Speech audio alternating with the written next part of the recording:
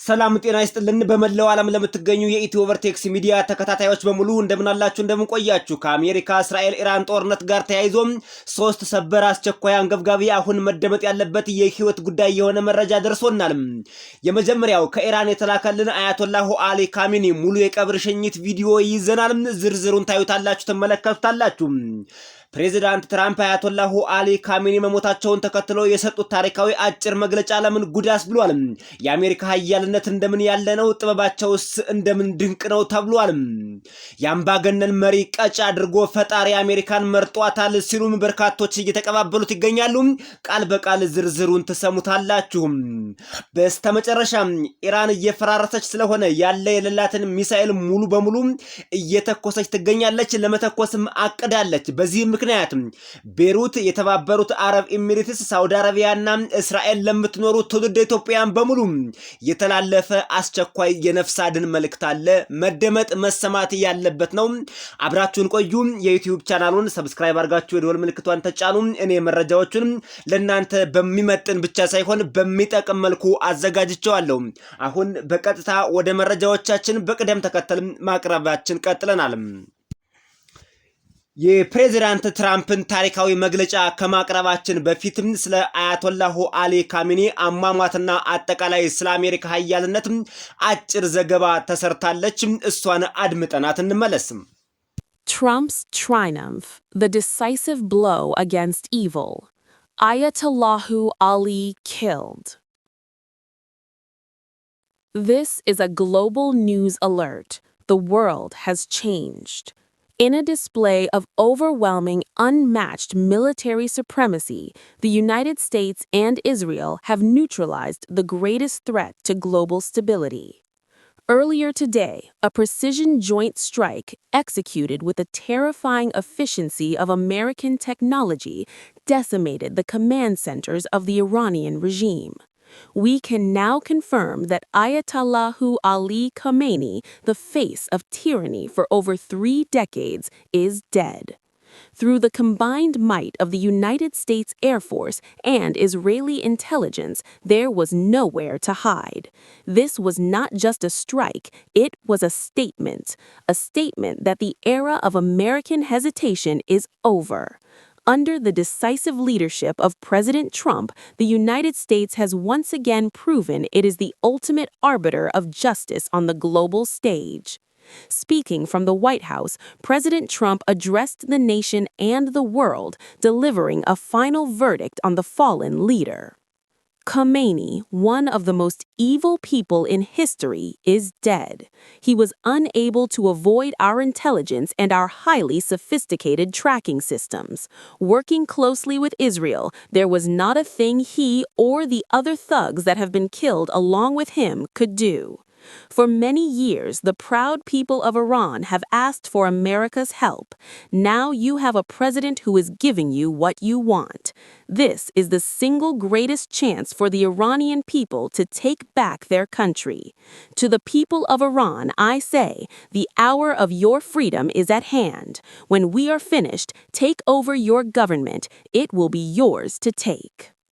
As the smoke clears over Tehran, the message is undeniable. The United States is stronger, bolder, and more powerful than ever before. To our allies, we are a shield. To our enemies, we are the inevitable storm. The world is safer tonight because America chose to lead with strength. Freedom is rising. The great American century continues. Stay tuned as we monitor the liberation of a nation. ስትከታተሉት የነበረው ዘገባ በአሜሪካ የሚገኙ ኃያላን ታላላቅ ሚዲያዎች የአሜሪካን ኃያልነትና የአያቶላሁ አሊ ካሜኒን አሟሟት አስመልክቶ የሰሩትን አጭር ትረካ ነበር። አሁን ደግሞ ፕሬዚዳንት ዶናልድ ጄ ትራምፕ የጀግንነት መገለጫ ይሆናል ያሉትን እንዲሁም የድል አድራጊነት መልእክታቸውን ለመላው ዓለም አስተላልፈዋል። ሁኔታውም ዓለምን በሙሉ አስገርሟል። መግለጫቸውን ቃል በቃል አንድም ሳንጨምር ሳንቀንስ እንዲህ እናቀርባለን። አብረን ተከታትለነው እንመለስ። David, the president announcing Khomeini's death in a lengthy social media post. Just now, I want to read through to you what the president is saying. He says, Khomeini, one of the most evil people in history, is dead. This is not only justice for the people of Iran, but for all great Americans and those people from many countries throughout the world that have been killed or mutilated by Khomeini and his gang of bloodthirsty thugs. He was unable to avoid our intelligence and highly sophisticated tracking systems. And working closely with Israel, there was not a thing he or the other leaders that have been killed along with him could do. አሁን የፕሬዝዳንት ትራምፕን መልእክት ቃል በቃል ማቅረብ እንጀምራለን። በታሪክ ውስጥ ካሉ እጅግ ክፉ ሰዎች አንዱ የሆነው ካሚኒ ሙቷል። ይህ ለኢራን ህዝብ ብቻ ሳይሆን በካሚኒና በቡድናቸው በደም ለተጠማው የወንበዴዎች ቡድን ለተገደሉ ወይም አካላቸው ለጎደለ ታላላቅ የአሜሪካውያንና በዓለም ዙሪያ ለሚገኙ የብዙ አገሮች ህዝቦች የተሰጠ ፍትህ ነው። የኛን የስለላና እጅግ ዘመናዊ የመከታተያ ስርዓቶች ማምለጥ አልቻሉም። ከእስራኤል ጋር በቅርበት በመስራታችን እሱም ሆነ ከእርሱ ጋር የተገደሉት ሌሎቹ መሪዎች ሊያደርጉት የሚችሉት ምንም ነገር አልነበራቸውም። ይህ ለኢራን ህዝብ አገራቸውን መልሰው ለመረከብ የሚያገኙት ብቸኛው ታላቅ እድል ነው።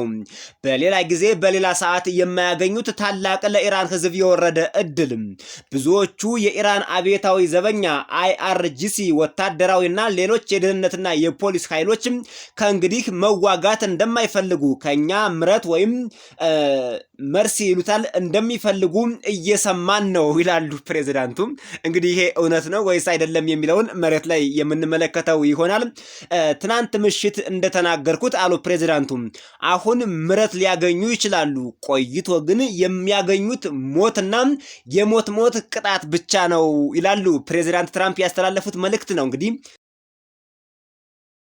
የኢራን አብዮታዊ ዘበኛና ፖሊስ ከኢራን አርበኞች ጋር በሰላም ተቀላቅለው አገሪቱን ወደሚገባት ታላቅነት ለመመለስ እንደ አንድ አካል ሆነው አብረው እንደሚሰሩ ተስፋ አደርጋለሁ ይላሉ ፕሬዝዳንት ትራምፕ። የካሚኒ ሞት ብቻ ሳይሆን አገሪቱ በአንድ ቀን ውስጥ ክፉኛ ስለፈራረሰችና እንዲያውም ስለወደመች ሂደቱን በቅርቡ ማስጀመር አለባቸው። ይሁን እንጂ በመካከለኛው ምስራቅና በእርግጥም በዓለም ዙሪያ ሰላምን የማስፈን ዓላማችን እስኪሳካ ድረስ ያነጣጠረና ከባድ የቦምብ ድብደባ በሳምንቱ ውስጥ ከበፊቱ በተለየ መልኩ ተጠናክሮ ሊቀጥል ይችላል። ይሄ የፕሬዝዳንት ትራምፕ አጭር መልእክት ናት። ይችን ነው ያስተላለፉት። ሌላ የተናገሩት መልእክት የላቸውም ፕሬዝዳንቱ። ወደ ቀጣዩ መረጃዎቻችን ስናልፍ የተከበራችሁ አድማጭ ተመልካቾቻችን በተለያዩ የአረብ ሀገራት በተለያዩ የመካከለኛው ምስራቅ በአጠቃላይ ብንለው ይሻላል እስራኤልንም ስለምንጨምር ማለት ነው የሚኖሩ ትውልደ ኢትዮጵያውያን ሰርቶ አዳሪ ትውልደ ኢትዮጵያውያን የነፍስ አድን መልእክት ተላልፎላቸዋል። ይሄን መልእክት ማዳመጣቸው እጅግ በጣም ወሳኝ ነው።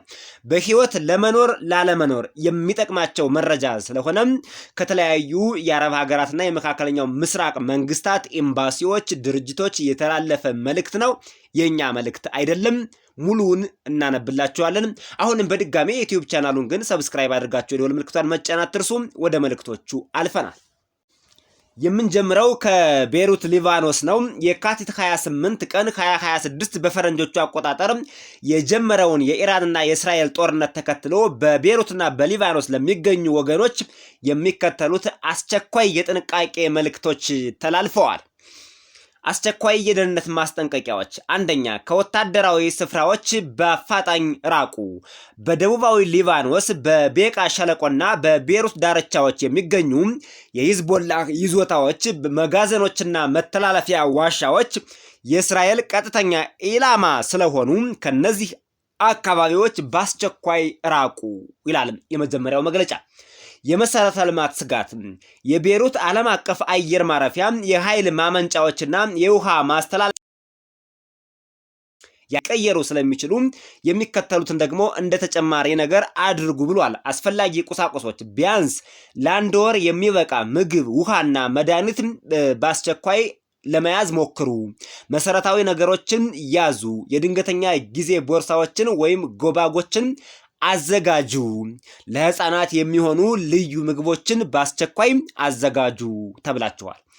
ሌላው መረጃ የሊባኖስ ብሔራዊ ዜና አገልግሎትና የጦር ኃይሉን ይፋዊ መግለጫዎች ብቻ ተከታተሉ። በዋትስአፕና በቴሌግራም የሚሰራጩ ያልተረጋገጡ ወሬዎችን አትስሙ ተብላችኋል። መጠለያ የሚኖሩበት ህንፃ ውስጥ የመሬት ውስጥ ክፍል ወይም ጠንካራ መጠለያ መኖሩን አረጋግጡ። ጥቃት በሚኖርበት ጊዜ ከመስኮት አካባቢዎች ራቁ።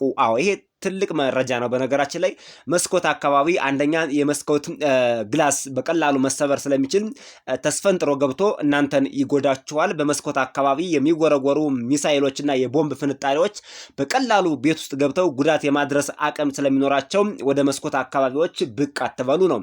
ወደ ደቡብ ሊባኖስ ከሊታኒ ወንዝ በታችና ወደ ድንበር አካባቢ የሚደረጉ ጉዞዎችን 100% አቁሙ። ይሄ ትልቅ የጥንቃቄ መልእክት ነው። እንዲሁም አስፈላጊ ስልኮች ተቀምጠዋል። የሊባኖስ ቀይ መስመር ሪድ ክሮስ 140 ነው ስልካቸው፣ እሱን ተጠቀሙ። የሲቪል መከላከያ ሲቪል ዲፌንስ 125 ነው አጭር ስልካቸው፣ እሱን ተጠቀሙ። የፖሊስ ኢንተርናል ሴኩሪቲ ፎርስ 112 ነው። እነዚህን መስመሮች ተጠቀሙ። ለጊዜው በቤሩት ሊባኖስ የአሜሪካ ኤርቤዝ ወይም ደግሞ የአሜሪካ የጦር ሰፈር ስለሌለም ከአሜሪካ የጦር ሰፈር አካባቢዎች ራቁ የሚል መልእክት አይኖርም ማለት ነው። ነገር ግን ሂዝቦላ ከሚመሽግባቸው አካባቢዎች በሙሉ በአስቸኳይ ራሳችሁን ጠብቁ። እናም ከላይ የተላለፉትን መልእክቶች ሙሉ በሙሉ ተግባራዊ አድርጉ። ይሄ ነው በቤሩት ሊባኖስ ለምትገኙ ትውልደ ኢትዮጵያን የተላለፈው መልእክት። ለሁሉም ሀገር ዜጎች መልእክቱ ይሆናል። ነገር ግን የሌሎች ሀገር ዜጎች አማርኛ ስለማይሰሙ ነው። ቀጣዩ ደግሞ በተባበሩት አረብ ኤሚሬቶች ለምትገኙ ትውልደ ኢትዮጵያውያን በሙሉ የተላለፈ አስቸኳይ መልእክት ነው። አንደኛ ይፋዊ መመሪያዎችን ብቻ ይከተሉ። በተባበሩት አረብ ኤሚሬቶች የመንግስት ተቋማት የሚወጡትን ሁሉንም መመሪያዎችና ትዕዛዞች በጥብቅ ተከታተሉ። ይፋዊ የመረጃ ምንጮችን ብቻ ይከታተሉ። ልክ እንደ ቤሩት እንደ ሊባኖስ እንደተባለው ማለት ነው። በዋትስአፕ በቴሌግራም ዝም ብሎ በቲክቶክ እንዲሁ ማንኛውም ሰው ተነስቶ የሚያስተላልፈውን አታዳምጡ፣ አትስሙ ነው። ትክክለኛ መረጃ ለማግኘት ይፋዊ የዜና ማሰራጫዎችና የመንግስት ማህበራዊ ሚዲያ ገጾችን በመከታተል ወቅታዊ መረጃዎችን ያግኙ።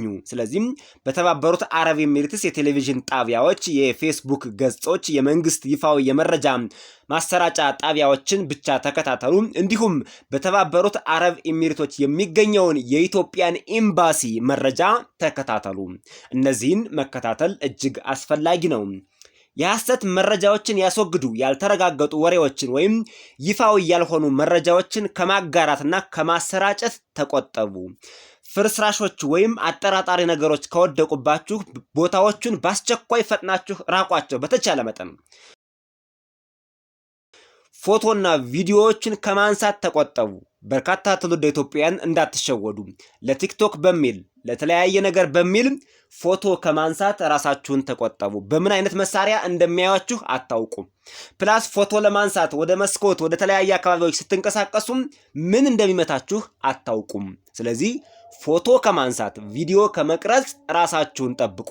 ምን ሊሰራላችሁ ነው? በዚህ በሞትና በህይወት ባለ እንሙት እንኑር በማናውቅበት ሁኔታ ላይ ወጣችሁ የጦርነት ፎቶዎችን የአየር ድብደባዎችን የምትቀርጹ ትውልደ ኢትዮጵያውያን አላችሁ። የዋሆች አትሆኑ።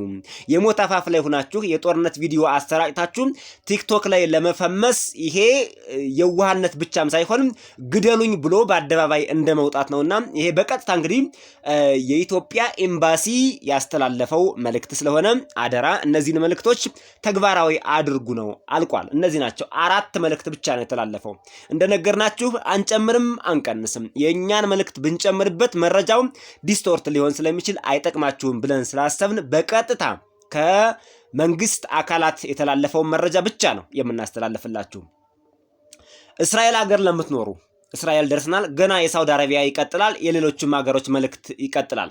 ጦርነቱ በቀላሉ የሚያቆም እንዳይመስላችሁ። ኢራንም በእርግጥ አያቶላሁ አሊ ካሚኒ ተገለዋል። ሌሎችም ከፍተኛ ባለስልጣናት ተገለዋል። ከዚህ በኋላ ኢራን ያለ የሌለ ሚሳኤሏን ብቻም ሳይሆን ኒውክሌርም አላት እየተባለ ነው። ኒውክሌር ትተኩሳለች እየተባለ ነው። በነገራችን ላይ ከአሜሪካ የተደበቀ ኒውክሌር አላት። አያቶላሁ አሊ ካሚኒ ከተገደሉ በኋላ ኒውክሌሩ ይተኮሳል እየተባለ ነው። ስለዚህ የጥንቃቄ መልእክቱ አስፈላጊ ነው። የእስራኤል መንግስት የሰጠውን መልእክት ደግሞ እስራኤል ለምትኖሩ በሙሉ አዳምጡም። ይሄን መልእክት ሳትቀንሱ ሳትጨምሩ እኛ ያስተላለፍነውን ቪዲዮውን ሸር በማድረግ ቪዲዮውን እስራኤል ለሚገኙ ቤሩት የምትገኙ ኢትዮጵያውያን፣ የተባበሩት አረብ ኤሚሬትስ የምትገኙ ኢትዮጵያውያን ለእስራኤሎች ላኩላቸው። እስራኤል ያላችሁ ደግሞ ለአረብ ሀገር ለሚገኙት ላኩላቸው። እኛ አሁን እንደ ኢትዮጵያዊ ነው እያወራን የምንገኘውና ኢትዮጵያውያንን ለማዳን የምናደርገው እንጂ ይሄ እስራኤል አሸነፈች፣ አሜሪካ አሸነፈች፣ ኢራን አሸነፈች የሚባል ሌላ ሃይማኖታዊ ፖለቲካዊ ይዘት ያለው መረጃ አይጠቅምም። በነገራችን ላይ እንደ ኢትዮጵያውያን ተደጋግፈን ሙስሊም ክርስቲያኑ ከዚህ መቅሰፍት እንዴት መዳን እንዳለበት ብንሰራ ይሻላል። ሌላው ቲፎዞ አይጠቅመንም። በዚህ ሰዓት ምንም የሚጠቅመን ነገር የለውም። ኢትዮጵያውያን ለኢራን ቲፎዞ ስለሆኑ ለእስራኤል ቲፎዞ ስለሆኑ የሚቀነስ የሚጨመር ነገር የለም። በጦርነቱ ላይ የኛ ተጽዕኖ ዜሮ ነው ማለት ይቻላል። ምንም ኢምፓክት የለንም። ራሳችን ማዳኑ ላይ ግን ብንሰራ መልካም ነው ሰዎች። ይህ እንደ ኢትዮጵያዊነት የሚጠቅመን ይሄና ይሄ ብቻ ስለሆነ ነው። የእስራኤል መንግስትን መግለጫ እንንገራችሁ። እስራኤል ለምትኖሩ በሙሉ ይጠቅማል። የእስራኤል መከላከያ ኃይል ቃል አቀባይ ባወጣው መግለጫ የሀገሪቱ አየር ኃይል ስጋቶችን ለይቶ ለመምታትና ለማስወገድ ከፍተኛ ዝግጅት ላይ እንደሚገኝ ተናግሯል። ይሁን እንጂ የአየር መከላከያ ስርዓቱ አይረንዶም የሚባሉት ማለት ነው 100% ሁሉንም ከኢራን የሚምዘገዘጉ ሚሳኤሎችን መጥቶ ለመጣል ስለማይችል አንዳንዶቹ አልፈው ህዝብ ላይ ጉዳት ስለሚያደርሱ ማለታቸው ነው። እስራኤል የምትኖሩ ዜጎች በሙሉ ከፍተኛ ጥንቃቄ አድርጉ ተብሏል። ይሄ ለመላው እስራኤሎች የተላለፈ ነው። ከላይ የጠቀስነው ለሁሉም የሀገሪቱ ዜጎች የተላለፈ ነው። እኛ ግን ለትውልደ ኢትዮጵያውያን ደግሞ ለየት አድርገን ያመጣነው መረጃ ነው። የማስጠንቀቂያ ደወል የደረሳቸው እስራኤላውያን በሙሉ በአፋጣኝ ወደ መጠለያ ክፍሎች ደህንነታቸው ወደ ተጠበቀ ስፍራዎች በአስቸኳይ ግቡ ተብላቸዋል። የማስጠንቀቂያ ደወል ስትሰሙ በፍጥነት ጨርቄን ማቄን ሳትሉም ወደ ተዘጋጀው ሴፍቲ መግባት ነው የሚጠበቅባችሁ። እስራኤሎች እንኳን ሁኔታውን በደንብ ያውቁታል። በተደጋጋሚ ስለኖሩበት ድብደባውም ከባድ ስለሆነ ያውቁታል። ምናልባት ሌሎች አረብ ሀገራት ለምሳሌ ሳውዲ አረቢያ ያላችሁ ሁኔታው አዲስ ነው። ሳውዲ እስካሁን በኢራን ሚሳኤል ተመታ ስለማታውቅ የነሱን ወደ በኋላ ላይ መልእክቱን እናስተላልፋለን። የመከላከያ ኃይሉ መግለጫ አክሎም ሁኔታው አሁንም በሂደት ላይ ያለ በመሆኑ ህዝቡ ከሀገር ውስጥ መከላከያ መመሪያ የሚሰጡ ትዕዛዞችን በንቃት እንዲከታተልም ይህ የኢራን የሚሳኤል ጥቃት የቀጠናውን ወታደራዊ ውጥረት ይበልጥ ያባባሰው ስለሆነ እስራኤል ጥቃቱን ለመመከት አስፈላጊውን ወታደራዊ እርምጃ እየወሰደች ስለሆነ በትዕግስት ዜጎቻችን ጠብቁን ይላሉ። እንግዲህ የእስራኤሎች ያስተላለፉት መልእክት ነው። የእስራኤሉ ጠቅላይ ሚኒስትር ኔታንያሁ ደግሞ አጭር መልእክት አስተላልፏል። ኢራን ላሉ ዜጎች ነው ያስተላለፈው። ኢራን ለምትገኙ ወንድሞችና እህቶች ጊዜው አሁን ነው ራሳችሁን ነፃ የምታወጡበት የኢራን አርበኞች ብለዋል። በነገራችን ላይ ኢራን ውስጥ በሚሊዮን የሚቆጠሩ ዜጎች አያቶላሁ አሊ ካሚኒን ይቃወማሉ። ለዛ ነው አያቶላሁ አሊ ካሚኒ በአደባባይ 10,000 ንጹሃን ኢራናውያንን አስጨፍጭፈዋል። በነገራችን ላይ 10,000 ንጹሃን ኢራን የራሱን ዜጎች እስራኤላውያንን ተዋቸው፣ አሜሪካውያንን ተዋቸው፣ ምክንያቱም እንደ ጥላት ስለሚተያዩ ማለት ነው። የራሱን ዜጎች 10,000 ኢራናውያንን በግፍ አስገድሏል። በነገራችን ላይ ደም አለበት አያቶላሁ አሊ ካሚኒ የራሱ ዜጎች 10,000 ንጹሃን ከባድ ነው በነገራችን ላይ። እናም አይዟችሁ ነው የሚሉት። አሁን ነው የኢራን ማንሰራራት ዘመን እያሉ ነው። እንግዲህ እሱን የምናየው ይሆናል። አሁን እኛ አላማችን ትውልደ ኢትዮጵያውያን ላይ ምንም አይነት የቦምብ ፍንጣሪ እንዳያርፍባቸው፣ ምንም አይነት የህንፃ ስብርባሪ እንዳያርፍባቸው ነው ይሄን መልእክት የምናስተላልፈው። ሳውዲ አረቢያ ለምትገኙ ደግሞ የተላለፈው መልእክት ይሄ ነው። አሜሪካ በሳውዲ አረቢያ ያላት ወታደራዊ እንቅስቃሴ በ2026ቱ ቀውስ ምክንያት በከፍተኛ ሁኔታ ጨምሯል ነው የሚለው። ስለዚህ ሳውዲ አረቢያ ለምትገኙ ትውልደ ኢትዮጵያውያን የሚከተሉት አካባቢዎችን በፍጥነት ራቁ ነው። ከዚህ አካባቢ እንግዲህ ለጊዜው ወደ ቤተሰብም ወደ ጓደኛም መሄድ የምትችሉ ካላችሁ ራቁ፣ የማትችሉ ካላችሁ ደግሞ ባላችሁበት ጸሎት አድርጉ። የመጀመሪያው የልዑል ሱልጣን አየር ኃይል ሰፈር ነው። ይሄ ፕሪንስ ሱልጣን ኤርቤዝ ይባላል በእንግሊዘኛው።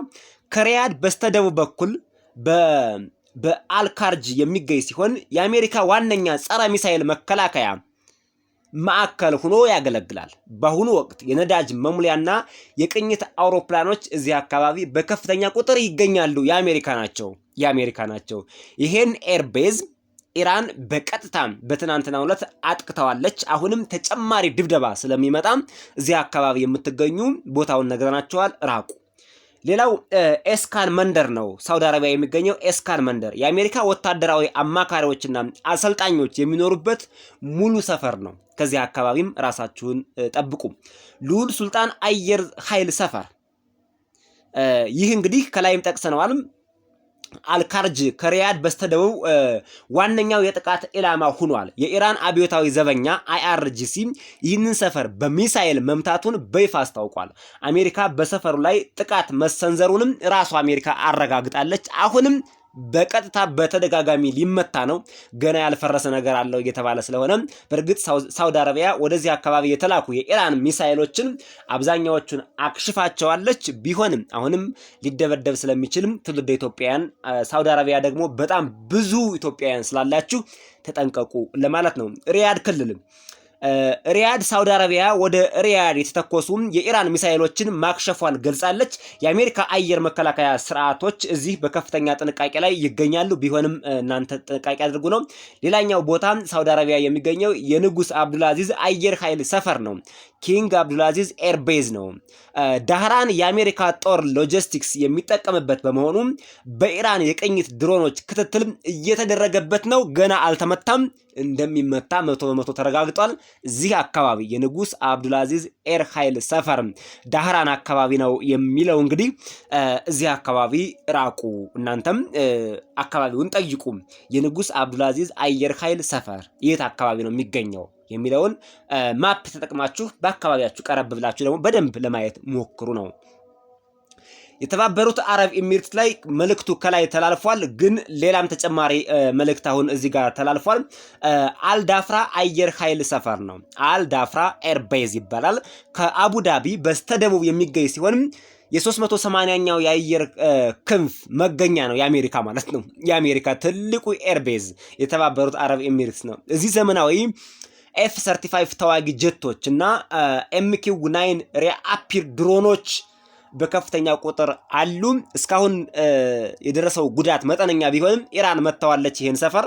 አሁንም በጣም ልትመታው ስለምትችል እንግዲህ ኢራን አሜሪካ መድረስ እንደማትችል እስካሁን አረጋግጣለች፣ አውቀዋለች። ስለዚህ ያላት አማራጭ በአካባቢዋ ያሉ ኤርቤዞችን፣ የአሜሪካ የጦር ሰፈሮችንና የአሜሪካ ኤምባሲዎችንም ጭምር ይመታሉ። በነገራችን ላይ ከላይ ያልነገርናችሁ ሳውዲ አረቢያ የሚገኘው የአሜሪካ ኤምባሲ፣ የተባበሩት አረብ ኤሚሬትስ እንዲሁም ቤይሩት ሊባኖስ እሱ እንኳን ፈርሷል፣ ከፈረሰ ቆይቷል።